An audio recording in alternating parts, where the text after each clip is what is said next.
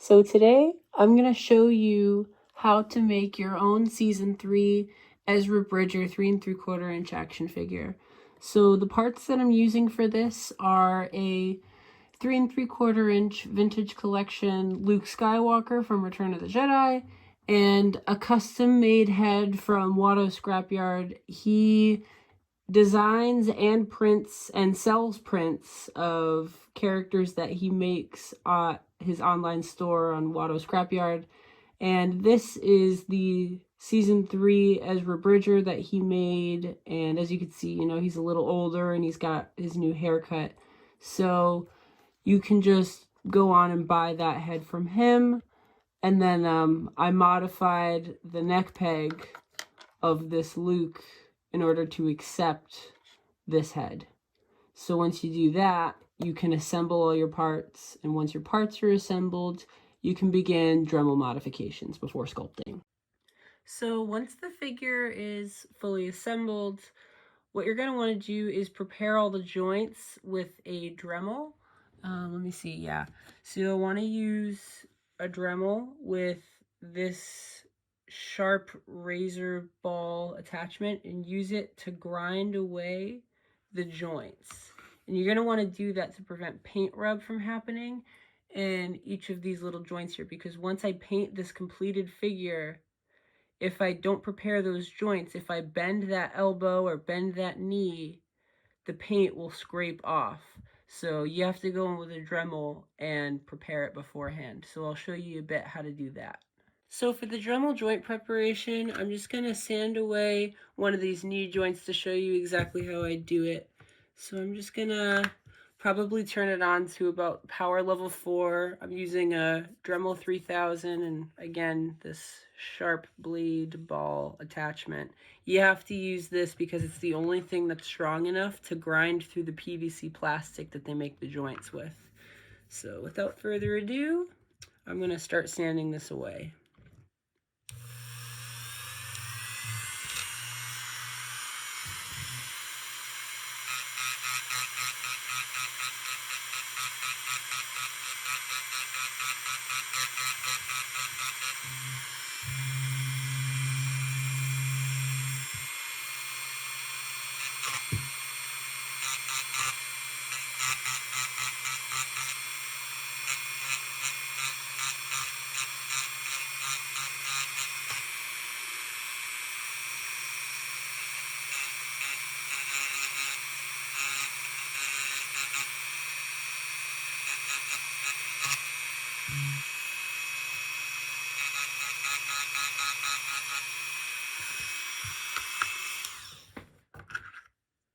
Once you get that, you can just go in with like a sanding stick and just clean it up.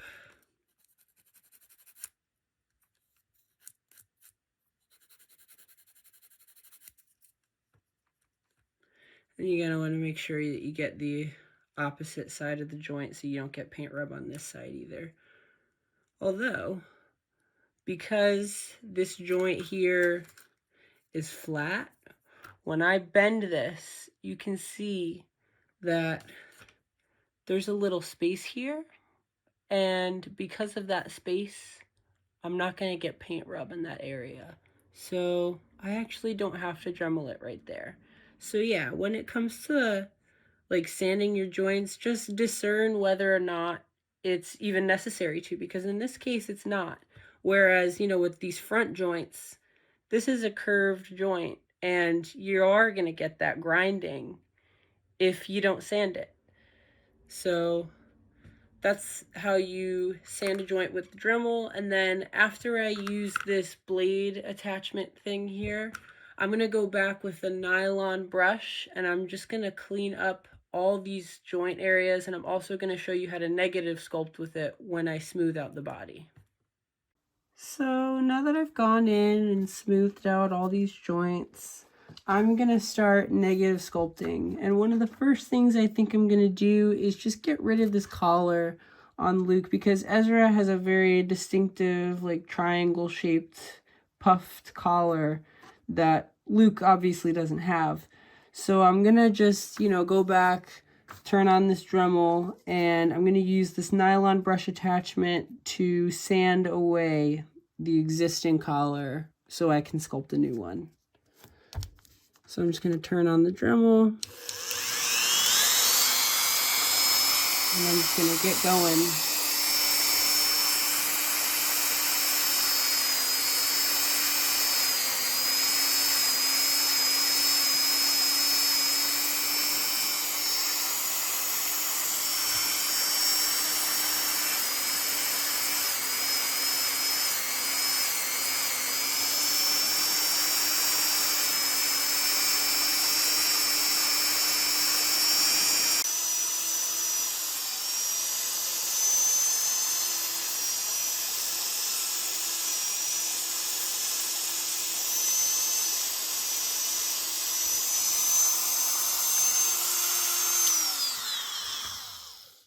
So yeah, after just giving that a few minutes of sanding, it looks much better. I'm going to go in with one of these and I'm just going to clean it up. There's, only so much a Dremel can do.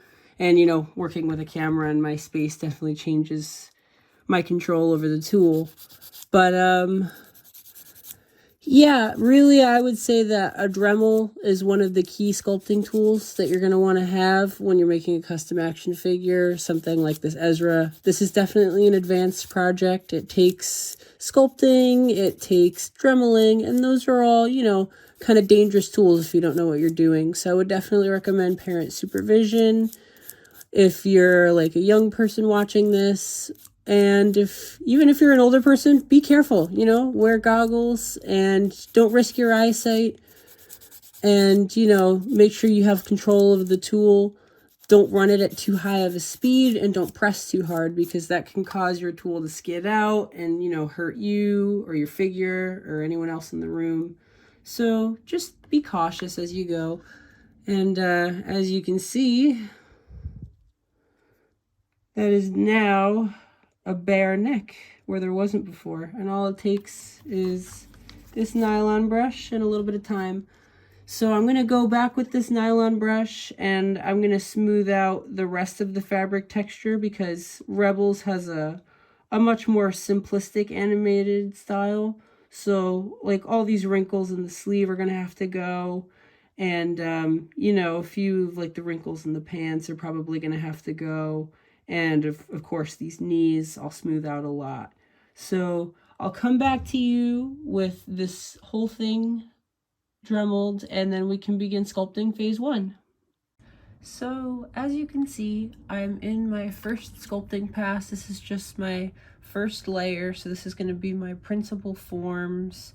And I encountered a bit of a challenge. So I wanted to walk you through how I overcame it. So as you can see on this little chest armor thing he's got going on, it's got a bit of an overhang on this shoulder joint, and I successfully achieved it on this side, and I wanted to repeat it on the other side and show you guys exactly how I did that. So I'm using ProCreate sculpting putty. It comes in a package like this.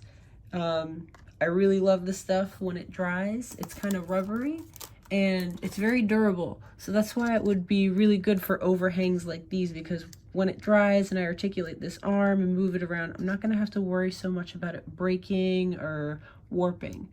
So what I did was I cut a little thin strip out of my lump of ProCreate putty here, and it's still pretty soft. I would say after mixing it, you have about an hour to 2 of viable work time with it before it starts to get a little too hard. And I'm just gonna shape that with my fingers. I'll give that a fresh trim with an X-Acto blade on that front edge, just so it's a nice sharp right angle, like so. And what you're gonna do is just place it, I would say leave about half of it hanging off that edge, and just kind of gently press it into the surface with your fingers. And just going to go around the back. I'm going to lay it down, make sure it stays symmetrical with that other side. And then I'm going to get my sculpting tool. I use wooden sculpting tools. What I like is that, you know, ProCreate can get a little sticky, and to prevent it from sticking to your tool, you can just go ahead and dip it in some water and, you know, just wipe off a little bit of that excess there. And the water retains inside of the wooden tool, so you can go longer without having to dip it again, which I find very convenient. So what I'm going to do now is just take the sharp edge of this wooden tool, and I'm going to just press down only on the area that's, you know, resting, that has a surface below. I'm not going to press over here, just along this edge. I'm going to press it and kind of like pull it into the other ProCreate to effectively blend it. And just to let you know, when sculpting, I really do recommend you work in layers, you know, there's no rush. When you work in layers, it ensures that, you know, nothing gets smushed and it all can be like layered up safely. It gives you more control over the medium and what exactly you're doing in each sculpting pass. And, you know, like each time you increase your level of detail. So in your principal layers, it's just going to be your bigger forms. And then, you know, in my next layer, I'll do like the little studs on the armor here and like the collar. And before this dries, I am going to carve some of the lines into it because you can't really cut into dry ProCreate as well as you can into wet. So I'm just going to go around and I'm going to blend it back here. As you can see, it kind of carves in a bit, so I'm going to make sure I push this over so it does the same on the other side. And again, you only want to press on the side that has contact with area below it, because if you start pressing this, it's just going to mash in, it's going to get messy, and we don't want that. We want to keep it neat. And the good news is you don't have to be super precise. If you can get your sculpting medium to be the correct shape and you can get it to stick to the figure, you can clean up anything after the fact with a good old sanding stick. So, you know, it's okay to be patient and to let things take shape as they go along instead of trying to get it perfect on your first pass.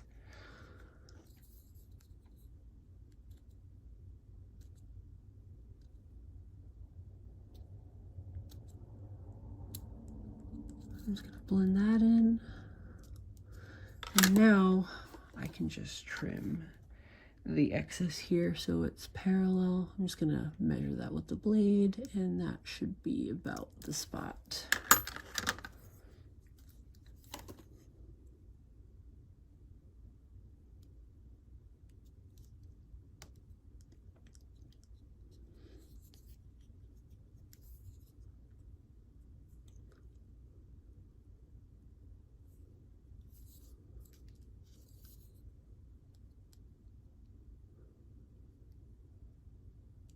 I'm going to try to extrude a little bit of length on this side. You can do that by like pulling out.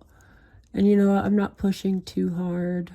I push a little harder when I blend because that's when I'm trying to get the surfaces to really mesh together. But with a little bit of trimming with an X-Acto knife, this should be about done, and I'll come back to you when I do my second layer. Alrighty, so now I'm back having completed my first pass of sculpting. I've just mixed a new batch of ProCreate, so I'm going to start my second layer now on screen for you guys. Alright, and now that I have my ProCreate portioned out, I'm going to start putting this collar on in place.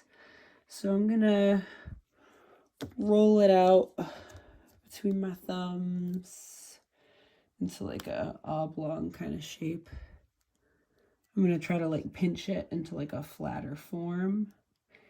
And what I think I'm going to do is I'm going to wrap it around the back. Since I have these pointed ends, I'll bring those together at the front to make that V shape he's got. So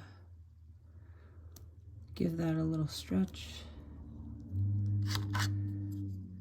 And I'll place this right here.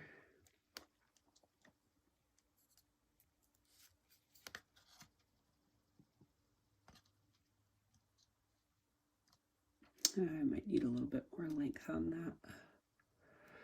So I'm just gonna gently twist it to give it a little bit more.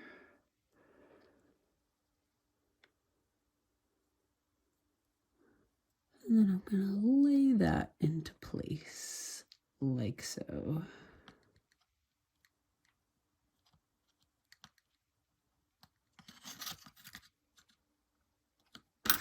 And this is when the wooden tools are gonna come in handy. I'm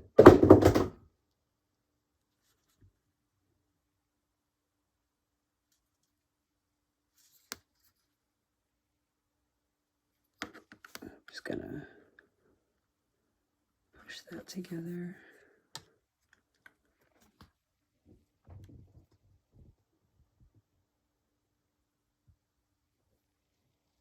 It does appear to be attaching to the neck post here, but I'm not too worried about that. I'm gonna wait for it to dry a little bit, and then I'm gonna pull it away. So that way it can still hold its form while not like hugging the body so tightly, because his collar is kind of floating out there. So I spent some time cleaning up the collar application that I did, and what I did was pretty simple. I just took your standard sanding stick, and I took the softer side. There's one with like a harsher grain, and that'll take away material much faster. And then there's the softer grain side. It's much finer, and it smooths out a surface much more. So what I did when I put the collar on was I didn't worry so much about it sticking to the neck. I kind of like applied it at like a perpendicular angle to the body, and then I used this blade and I pushed it into the corner and then flipped it up. And then as I went around, I did have a little bit of trouble blending it in the front once it came all the way around. But what I did was I just took a wooden tool and I stuck it in there behind, and I took a tool in the front and I just like kind of meshed it together like that. It's a bit of a challenge and it'll take time to get just right, but it's completely worth it. And you know, just to get that final cleanup, it looks a little lumpy here. I'm gonna just take this fine sided sanding stick and I'm just gonna hit it once more. The ProCreate isn't quite dry yet, but it's dry enough that a sanding stick is effective. I think this is probably my favorite stage of the drying process in ProCreate because you can do the most with it. It doesn't really have as much of an adhesive property at this point, so if it's this dry, you're not gonna have much luck applying it to a figure and having it stick. But once it's on the figure and it's in this kind of like half dry stage, you can really do a lot with it. You can work with it really well because it still responds well to your sculpting tools, and it can be sanded and smoothed accordingly. This is after the collar has dried and I've sanded it and cut it with the X-Acto blade. And as you can see, now it fits on the head and the body much better. It looks a lot more natural. And what I'm going to be doing next in my next pass is I'm going to be making this strap zipper like contraption and 2 pockets in the front. So I'm just going to mix up some ProCreate again, and I'm just going to put like a thin layer across the entire front of the body. And then what I'm going to do is I'm going to use the X-Acto knife to cut the forms, like those lines, into it. And I'll show you how that's going to work. With my fully mixed new ProCreate, I'm just gonna put it right here, and that'll just serve as a new work surface for me to create whatever kinds of lines or designs that I want to put there.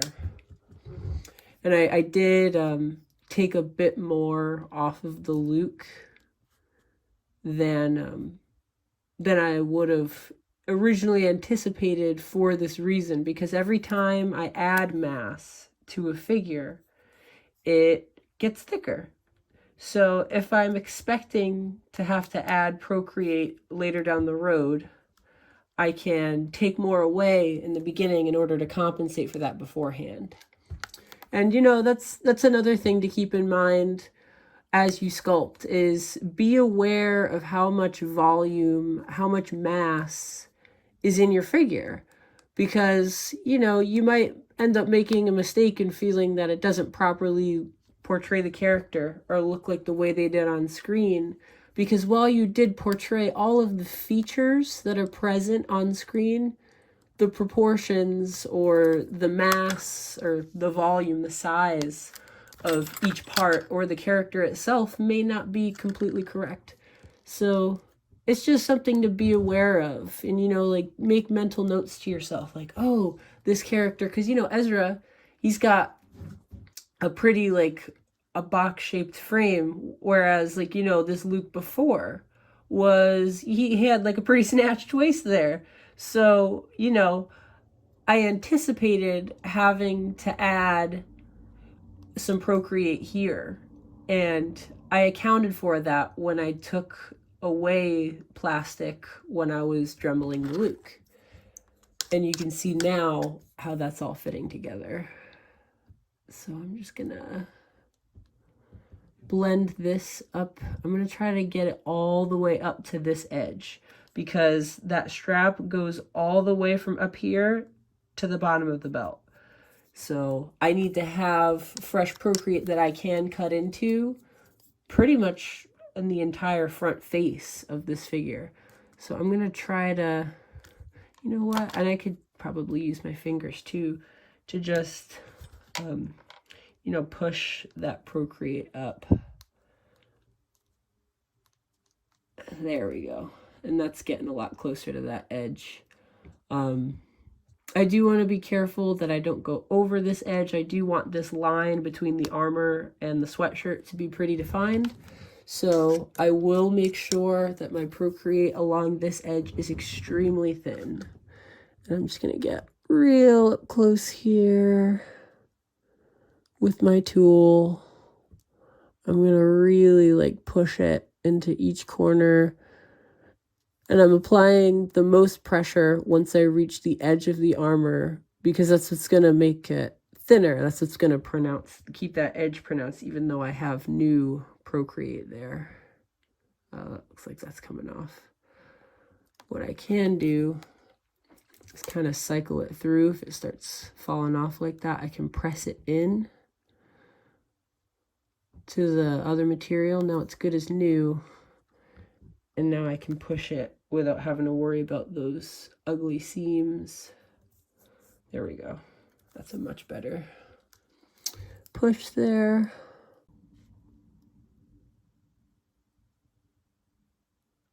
And really blend heavily in those areas, because I do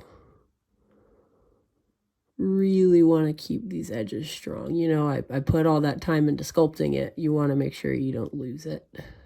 All right, and he looks good from a profile. He doesn't look too thick. I'm gonna push some of this mass over in here, and I'm gonna blend and fill in that hip area. I'm also gonna try to move some of this up here so it all blends together evenly. I'm probably gonna leave the back alone at this point. Ezra does have this line in the back of his shirt, so the fact that that stayed from Luke is a-okay.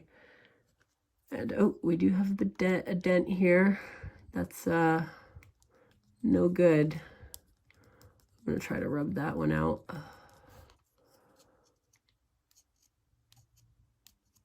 And I'll hit it again with a sander just to be sure. because I do not want nail dents or fingerprints in this final product.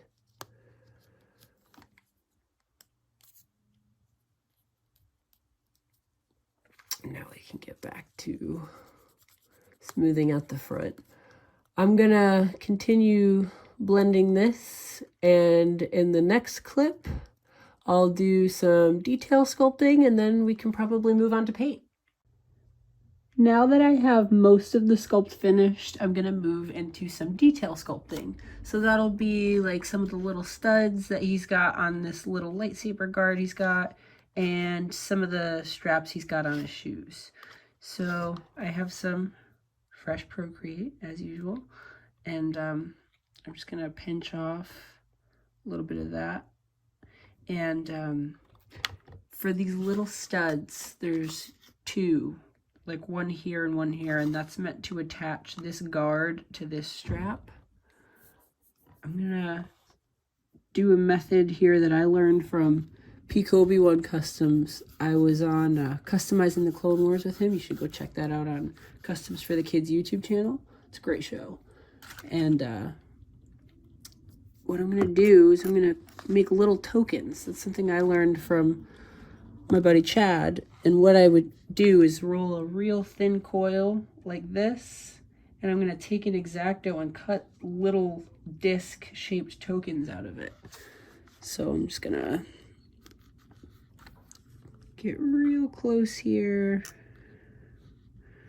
and I'm gonna chop one. Oh, I lost it. They're so little. There we go. Okay, so there's one on the tip of this blade.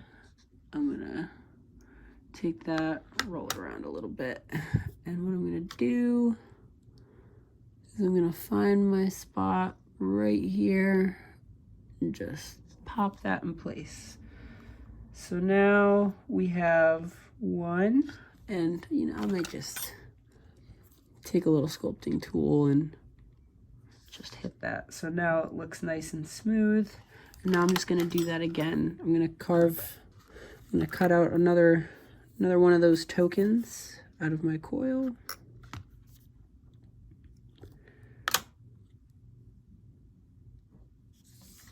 I got it right there.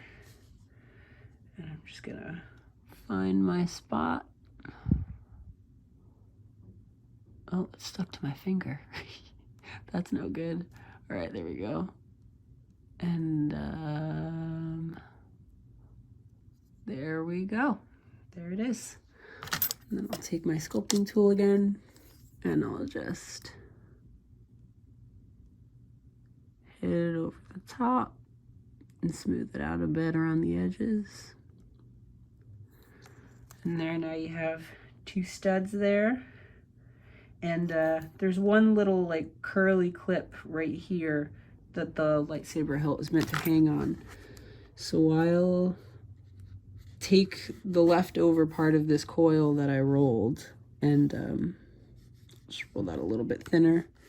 And I'll square off the tip of that. Right now it kind of ends in like a point there, and I want it to be like a cylinder. So I'll just cut that end off right there. And now I'll take my new tiny cylinder, and I'll just, he lost his head. All right, here we go. And I'll just lay that right there, center it. Excellent. And what I will do is hit it with my trusty sculpting tool, and to give it that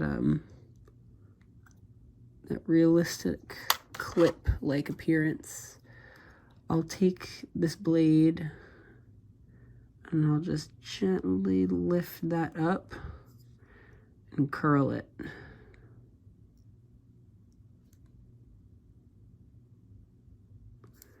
And now you have a lightsaber clip. Excellent. And now onto those shoes. Let me check my reference picture. All right, so in this reference picture, we can see he's got 2 shoes with this little orange strap thing going on. So I'm gonna take some more of my ProCreate. Let me just get these arms out of the way. And now that I have, you know, this guard here with like wet ProCreate on it, I'm gonna have to be extra careful of it so I don't mash all this new work that I've created. That would be so sad. And I'm just gonna take out like a thin strap, and I'll lay that down on my work placemat here. I'll take my sculpting tool and flatten that out. And now what I'll do to make sure the lines of this strap are parallel, I'll take an X-Acto and I'll trim the edges off of it.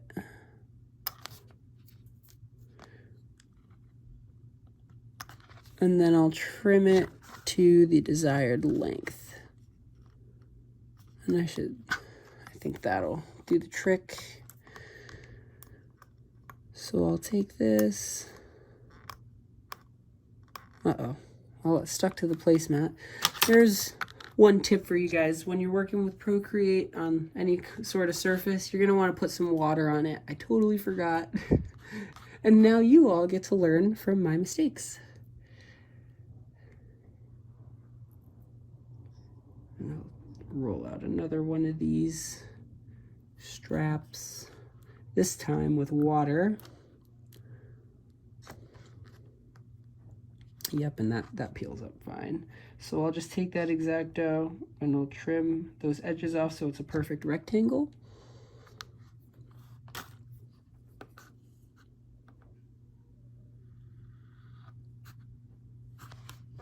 So there's one edge.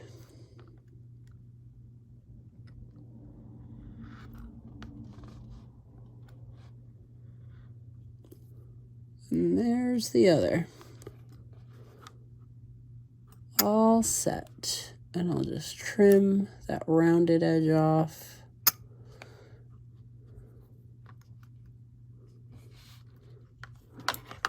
Perfect. And now I'll find my shoe. I'll go for this one. And I'll just pop that right there. And now I'll just go side by side and cut it to match with the sole of the shoe.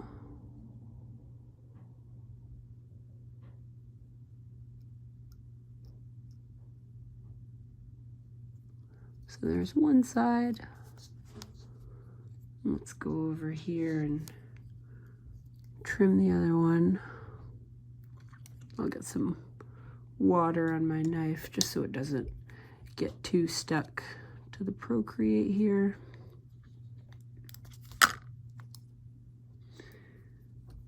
And I'll just trim that right there.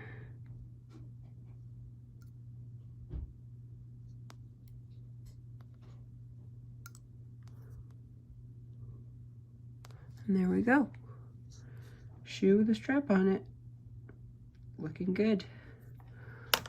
I'll get this other one off camera, and then when I come back, it'll be time for paint. So as you can see, the sculpt is completely finished, and we're ready to get into some of the painting.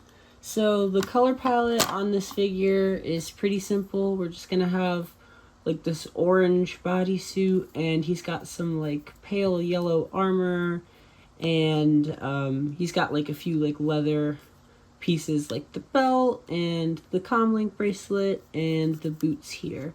So those are pretty simple. I'm probably gonna paint most of that off camera, and then I'll come back with him mostly painted. Now I have all of my base colors done. So all of these are just flat colors. There's no shading. There's no highlights. It's all just flat. So this is like a flat orange, flat yellow, flat orange, yellow, and like these very like light greens. I did have to do some color mixtures to make some of these colors. The armor up here was a mixture of jungle camo from Reaper paint and the Menoth white highlight from Formula P3 paint. And over here, like on these edges and on the studs, it's the same mixture but just with a higher amount of jungle camo green in the ratio. And so without further ado, I did want to teach you a painting technique called dry brushing, and I'm going to do it on the pants here. His pants are kind of like a lighter tan, kind of like this color. So I'm going to dry brush it over this darker brown to give it more dimension. And I'm going to show you how that's going to work. So you're going to want to take like a brush that's kind of frayed out like this one of your older brushes. And you're going to want to take your paint and a paper towel to wipe off your excess paint on. You're not going to be needing water for this technique. That's for like wet brushing and like gouache or watercolor like painting. We're just going to be using paint, a brush, and a paper towel. So just get a little bit of that mixed paint onto your brush. And I'm just going to wipe off my excess over here. Like so. And now I'm just going to gently dance it over the surface like this.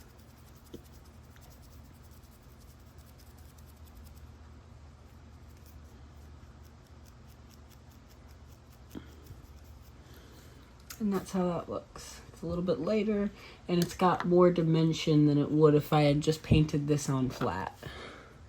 Now I'm going to do that again. I'm going to get some paint on this brush. I want to close this up just so it doesn't dry out. Wipe off that excess. And then hit it again.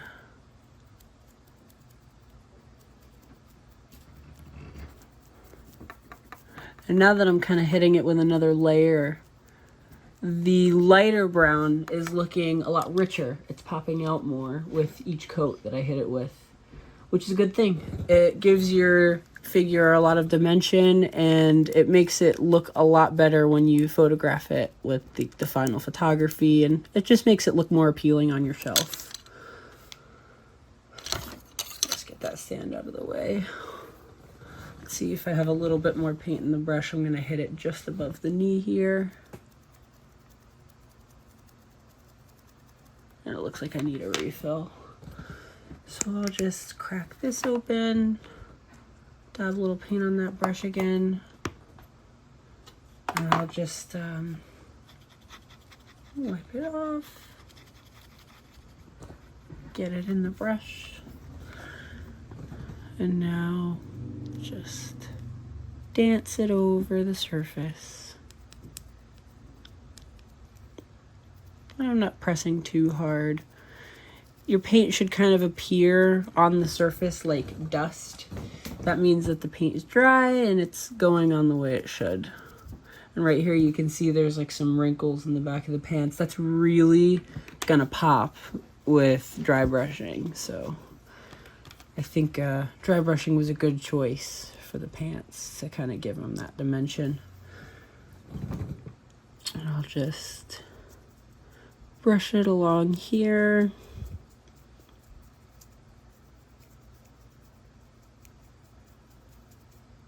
I'm going to be careful to keep it off of the belt and all those little leather adornments. I'll get some more paint on there again. I'm just going to get inside the leg right here, in the back of the leg.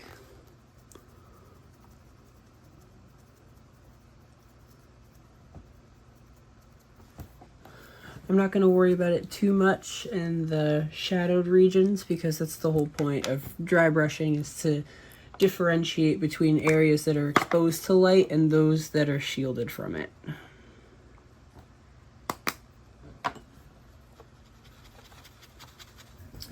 And just like that, in a few minutes, I've given it a lot more dimension, a lot more texture, and it's a pretty simple skill. So I hope learning how to dry brush helps you out in all your painting endeavors. Up next, we'll be working on the face and getting into like really fine detail painting. So now we're going to get into fine detail painting, specifically in the face. So I got all my colors together for the face. We have Desert Tan, which is the color that's on the face right now, and Owl Flesh for the highlight, which is going to be like on the bridge of the nose, the forehead, the upper cheekbones, a little bit on the chin. All the areas that are raised and exposed to the most light, I'm going to be giving a bit of a highlight to create that illusion of light. I have the white here that's going to be used for filling in the eyes. We have black for the pupils and eyelashes, denim blue to mix in with the black to create his like navy blue, black kind of hair color, and also just for the color of his iris. So I like to start with highlighting the face because, you know, it's less detailed than the eyeballs themselves. So first, I'm gonna shake up my highlight color, and I'm just gonna put a little bit of it on my paint tray over here. It's a little clogged. So we'll just take the cap off and put a drip there.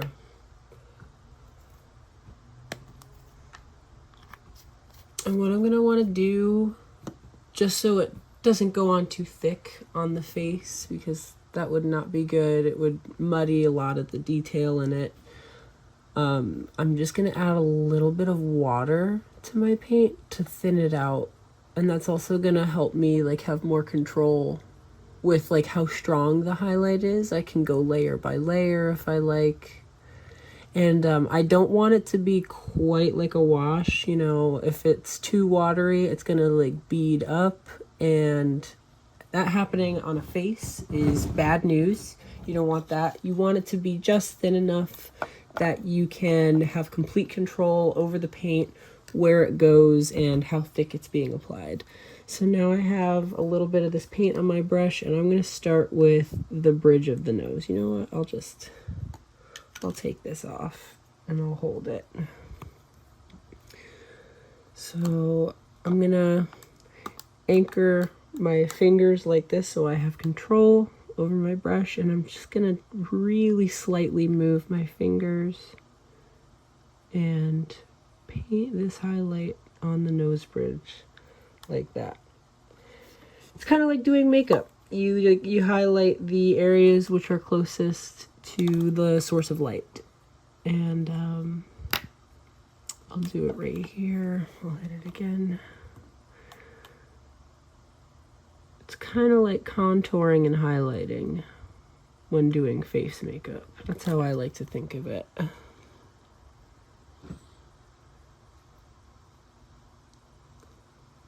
And I'll just get some more on my brush. And this time I'll do a broad stroke across the forehead. And I'll follow the brow like this.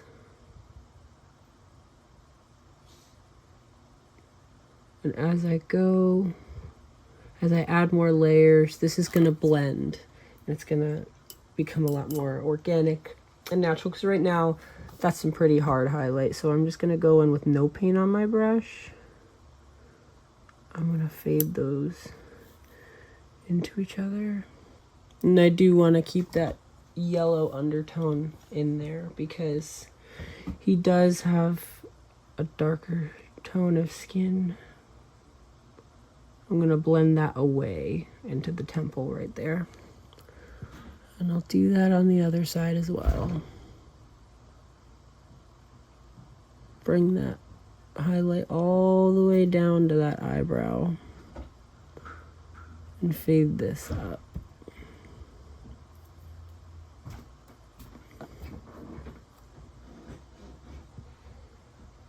Oh, oops. But yeah, that's looking pretty good. And now I'll just get a little bit more and I'll hit the cheekbones.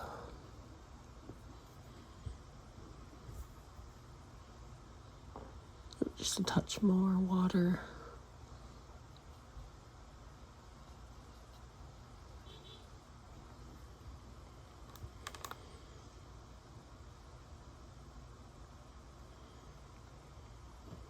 I'm just gonna get the upper cheekbone. That's another area where light would naturally hit.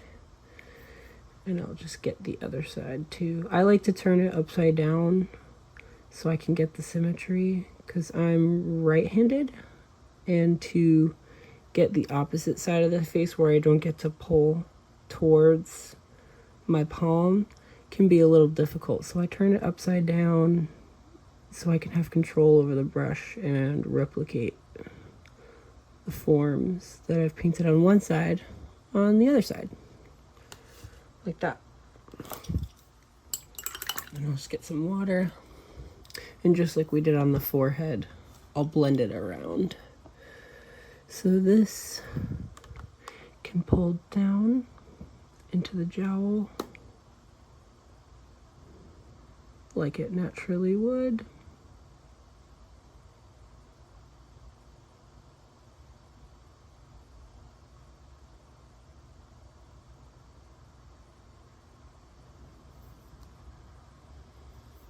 And blend that away into the jawline there.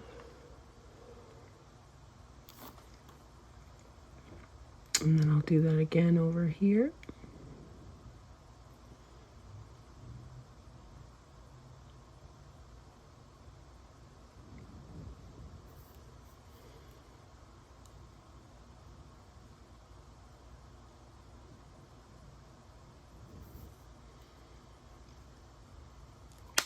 Oops.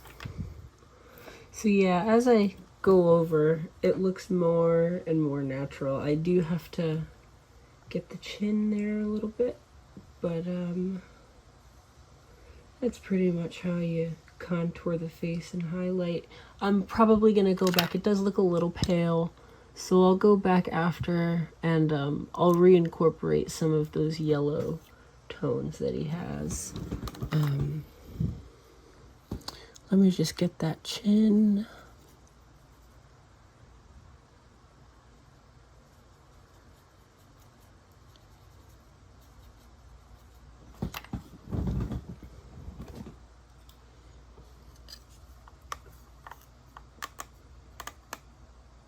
And now I'm going to go over the chin like this, because that is how light would naturally fall on it. And I'm going to blend those corners away.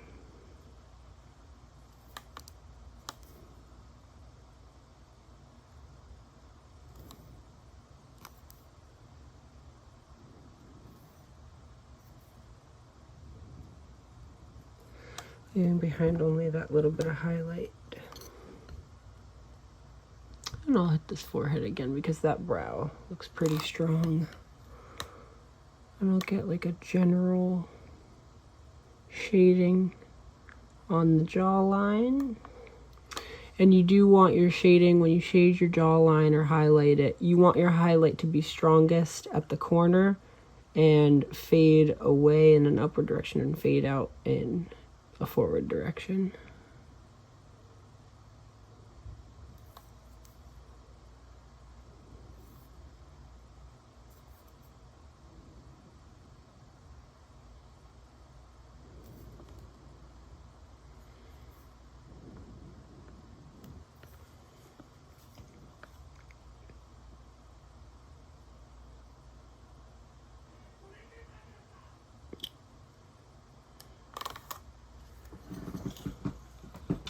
Alright, that highlighting looks pretty good, which means I'll probably do the eyebrows next, and that'll really frame his face beautifully. you'll see how much they help. So I'll take solid black, and I'll put a drip of that right here. I don't need much because I'm only doing the eyebrows. And I'll take some denim blue. I think this needs a shaking. I haven't shaken it up yet. And I'll just put a little dab of that there.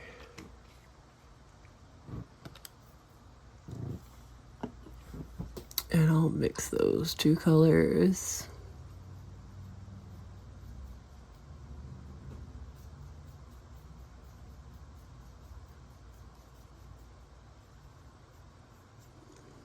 Okay, so that's pretty favorable.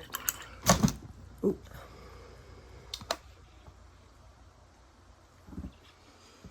So I'll just put a dash of that onto the tip of my brush. Only a little bit. And I'm gonna get real up close here. I'm gonna be as careful as I can to get these eyebrows. I'm gonna start at the front edge of the brow. And then I'm gonna pull away.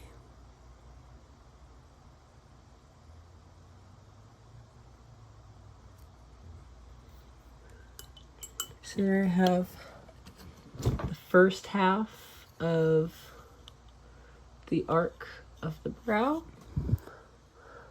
And I'll get another dab of paint on the brush for the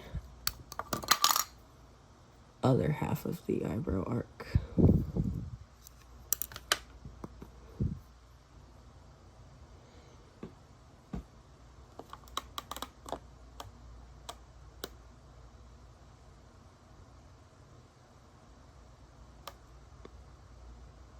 I would say that looks pretty good.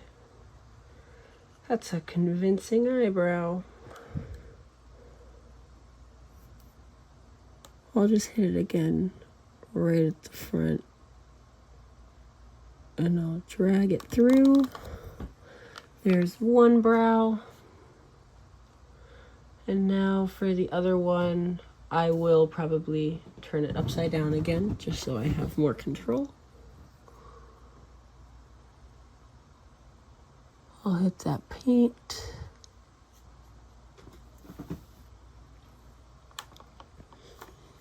My brush doesn't appear to be sharp, so I'll kind of just like wipe the brush in like every direction to try and sharpen it.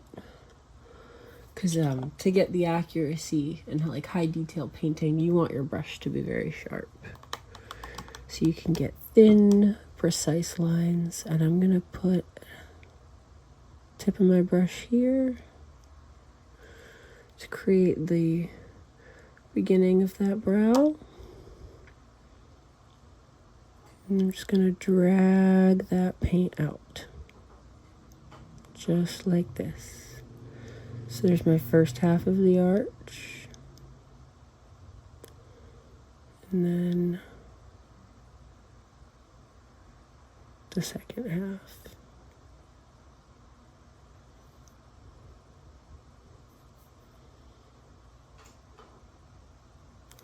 And I would say that looks pretty good. There we have two brows. So now that the details on the face are done, I'm going to paint the eyeballs. And this is usually one of the more challenging parts of making an action figure. It's one of my favorite, and I usually have a lot of fun with it because it's rewarding and it's really what brings a figure to life. But you know, the stakes are high and you have to be really careful with your application. So I'm just gonna take my brush, I'm gonna get it wet. This is our fine detail brush, really tiny, and I'm just gonna shape it with my fingers, make sure it's nice and pointy. And I'm gonna take some black for the eyelash color. I'm gonna make sure that's painting thin. I'm gonna sharpen that tip. I'm gonna mold it. And now I'm just gonna find the edge of that eye, and I'm going to very carefully paint the eyelashes.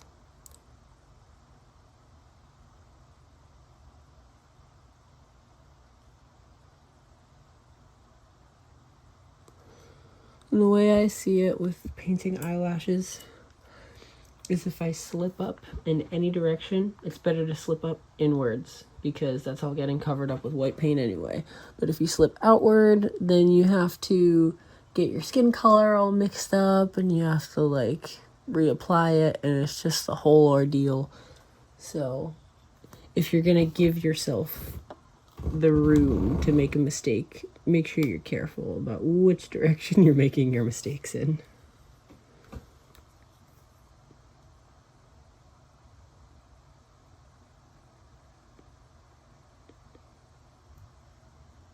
I think that'll work.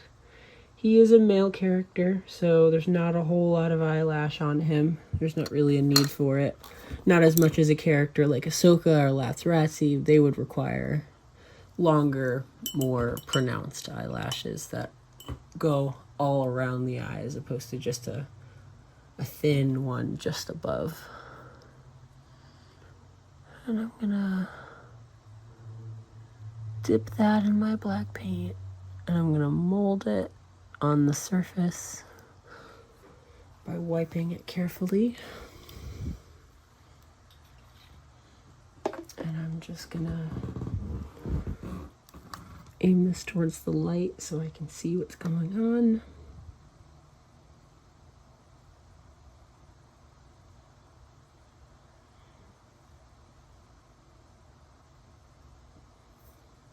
Might take the head off and turn it upside down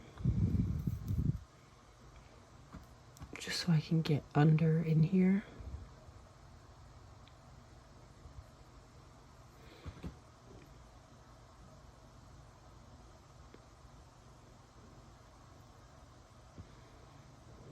All right, I think that will do the trick. So now what I'm going to do is I'm going to take my white paint, I'm going to fill that in.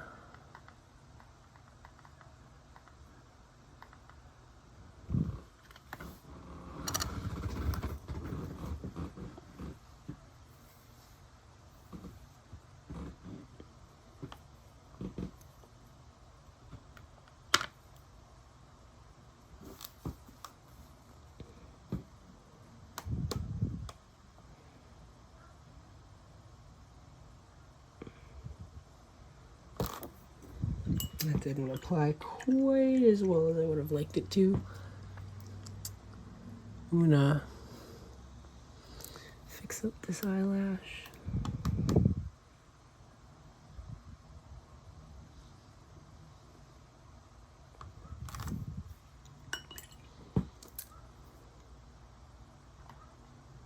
And now I'm gonna continue filling in the eyeball. Now I have my white paint ready.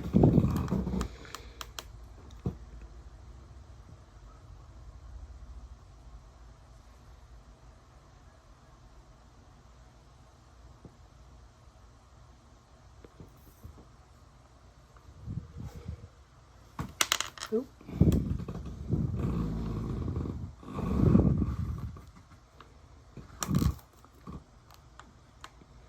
I'm just gonna get it right down into this corner.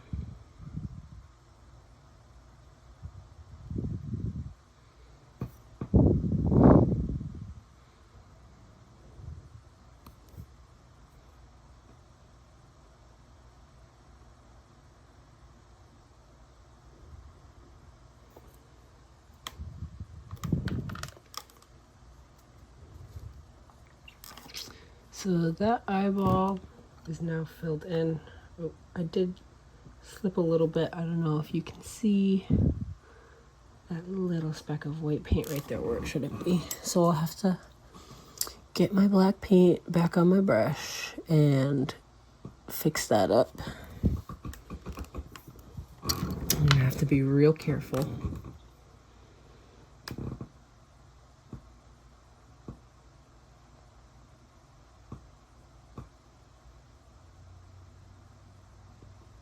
Uh-oh. Nope. I think that's all right. All right, so there's one eye filled in and ready to go. Let me just actually clean that up a little.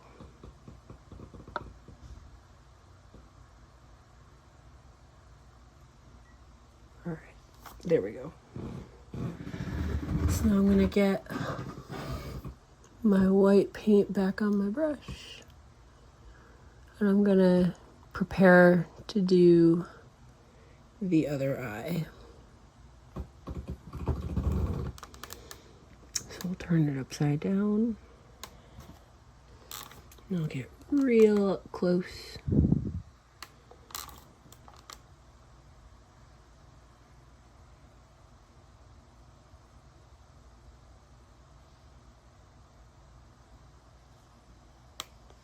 All right, got a lot there, not all of it. Carefully apply that.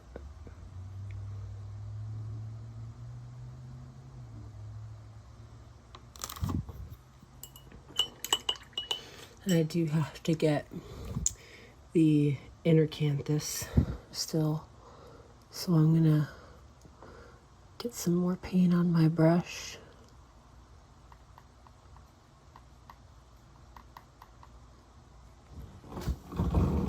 And I'm gonna be real careful about this.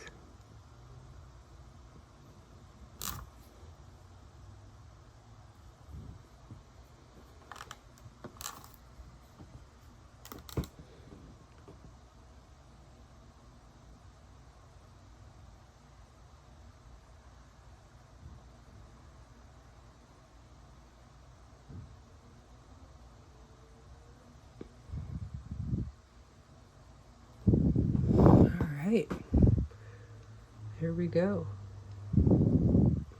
That looks pretty good.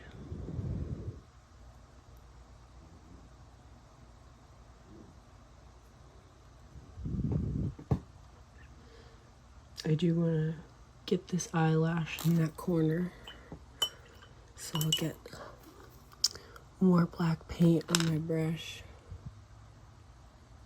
Let me get that little bit of paint clump off of there.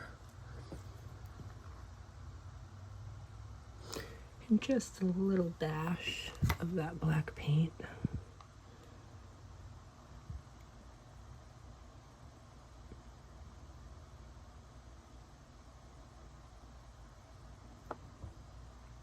And there we go. So now I have the eye blanks, which I have to paint the irises and pupils onto, but that's a good start. Alrighty, so now I'm going to use this denim blue, and I've already prepared myself some right here. This part is definitely pretty difficult. You have to make sure the irises are lined up and facing forward in the same direction. So, you know, I'm gonna stretch out my fingers a little bit. Don't want to mess this one up. And I'll just dip a little bit of that. And,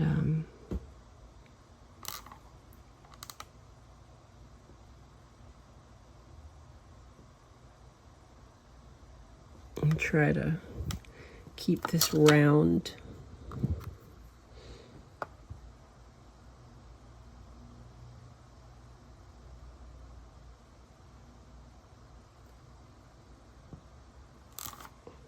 All right.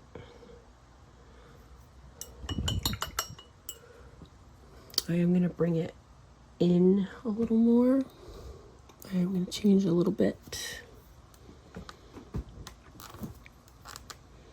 I'm gonna get at it from a few angles just to see what's up.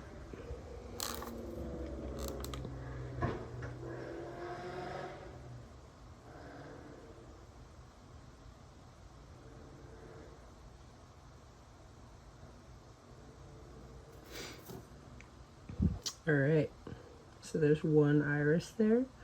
I might go back in with some white and just tuck this blue in a little bit here. So I'll just do that now.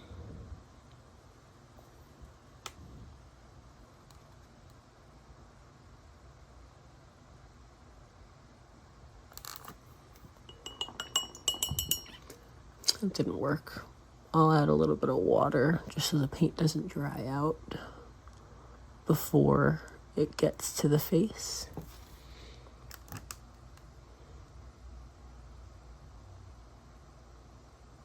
Now,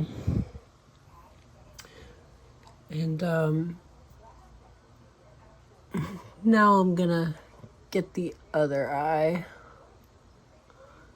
So I'll just dip that in some water, just so my blue paint is thinner and easier to control with my brush.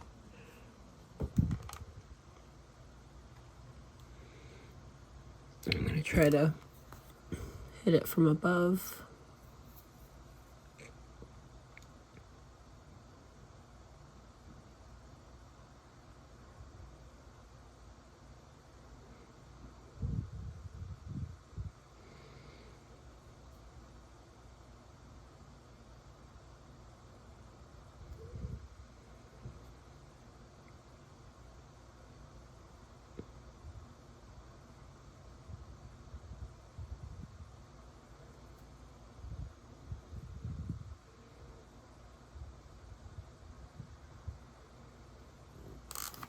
All right, and I will go in with some white paint and just clean up those edges.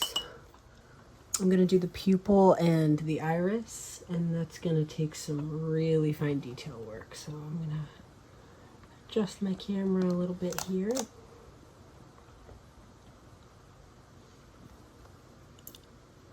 And now I'm just gonna get a little bit of black paint on the tip of my brush, and I am going to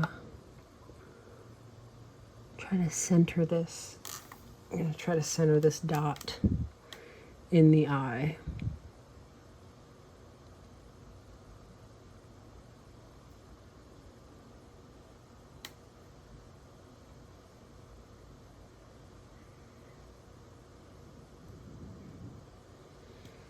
That one looks good. And now I'm going to get the other side. Uh-oh. See, that's all right if that happens.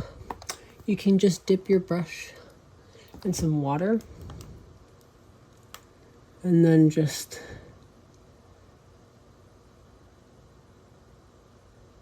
completely erase it by using water. Mistakes happen,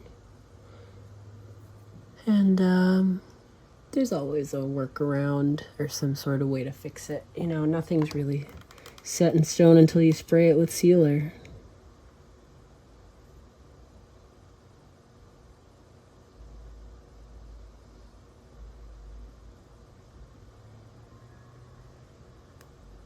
I'm just gonna fix up that brow where it whipped off.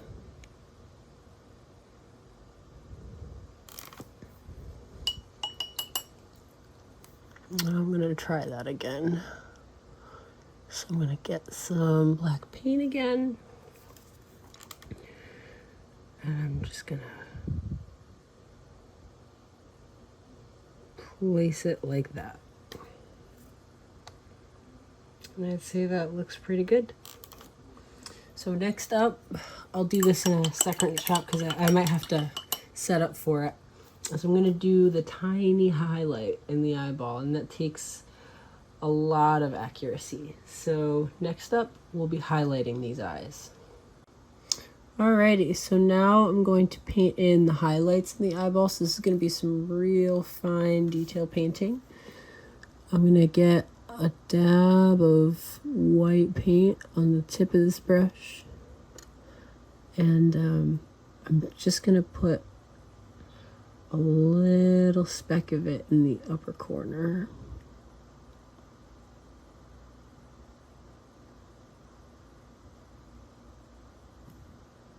So there we have one highlight. And now I'm going to get the highlight on the other eye. So I'm just going to dip it again.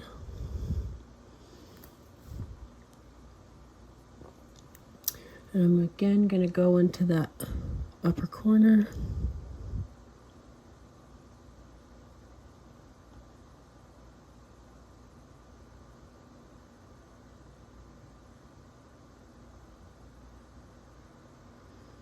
And apply that paint.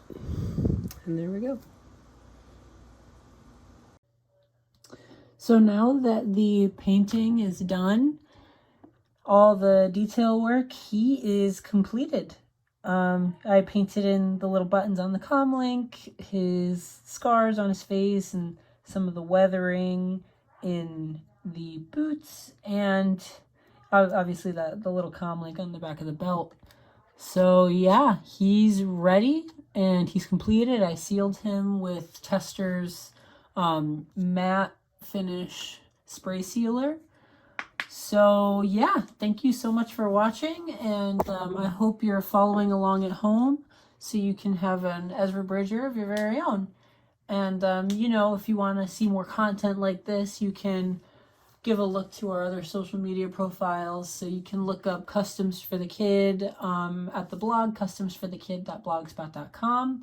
And you can also find links to all of our web pages in the right-hand bar on the blog. And our social media platforms are Instagram, Twitter, Tumblr, Pinterest, YouTube, which you're probably currently watching this on.